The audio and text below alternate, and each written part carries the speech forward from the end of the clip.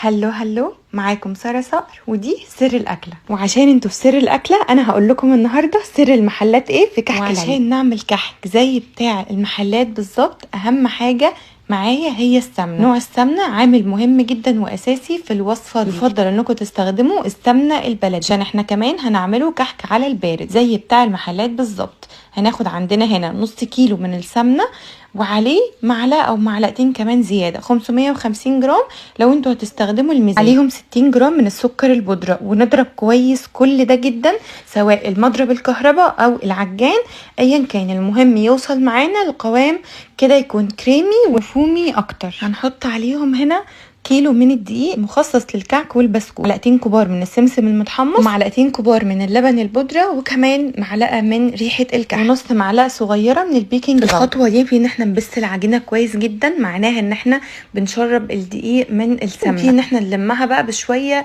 من الميه، تقريبا كوبايه من الميه، وطبعا على حسب العجينه معاكي. اهم حاجه تكون العجينه معاكي ما تكونش بتشقق وتكون ناعمه جدا جدا بالشكل اللي انتوا شايفينه ده. هنبتدي بعد كده بقى ان احنا نشكل الكحك بتاعنا، وطبعا على حسب الحجم اللي انتوا حابينه. نجيب بقى البصامه بتاعتنا ونديها ضغطه كده على الكحكايه عشان تدلنا معانا الشكل ده. والتسويه لازم تكون على فرن درجه حرارته 170 لمده 20 دقيقه. كل اسرار كحك المحلات، جربوه وقولوا لي رايكم.